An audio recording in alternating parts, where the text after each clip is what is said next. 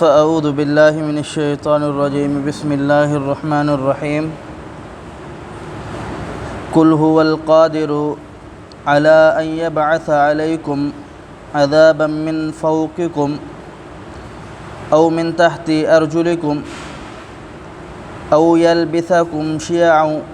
ويذيق بعضكم بعث بعض انظر كيف نصرف الآيات لعلهم يفقهون۔ قل اے نبی کہہ دیجئے ان سے وَهُوَ الْقَادِرُ عَلَىٰ أَن يَبْعَثَ کہ اللہ رب العالمین قادر ہے عَلَىٰ أَن يَبْعَثَ عَلَيْكُمْ عَذَابًا کہ وہ تم پر بھیجے عذاب کو من فوقکم تمہارے اوپر سے، یعنی آسمان سے، جیسے کہ بارش کا عذاب یا بجلی کا عذاب،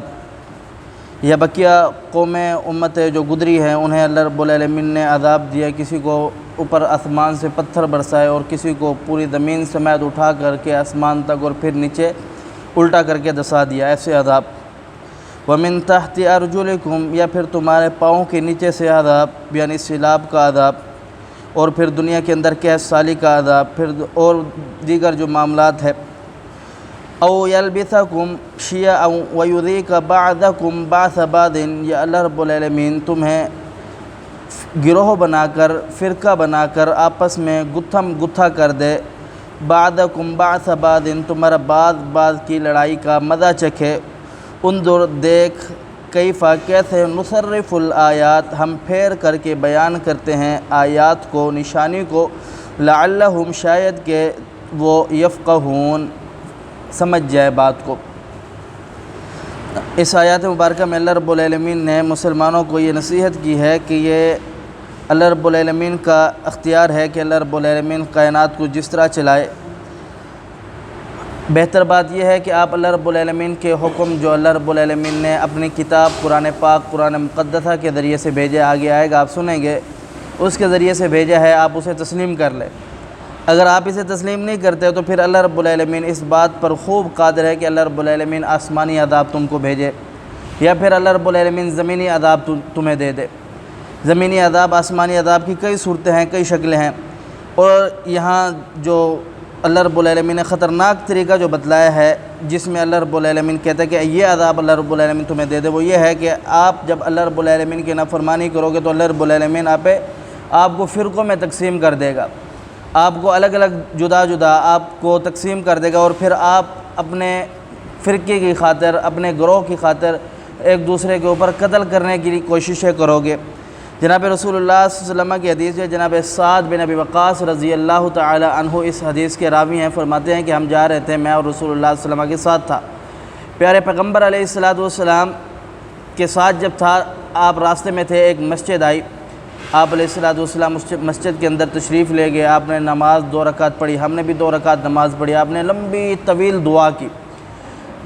کی تو دعا کرنے کے بعد آپ علیہ السلام ہم سے مخاطب ہوئے اور کہنے لگے میں نے رب تعالیٰ سے 3 دعائیں کی ہیں کہ اللہ میری امت کو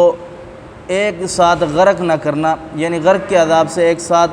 پوری امت کو اکٹھا جمع نہ کرنا، تو اللہ رب العالمین نے میری دعا قبول کر لی۔ اور پھر میں نے یہ دعا کی کہ اللہ میری امت کو قحط سالی میں پوری امت کو ایک ساتھ مبتلا نہ کرنا، اللہ نے میری یہ دعا بھی قبول کر لی۔ اور فرماتے ہیں کہ میں نے تیسری دعا یہ کی کہ اللہ میری امت کو فرقوں میں تقسیم نہ کرنا، تو اللہ رب العالمین نے میری یہ دعا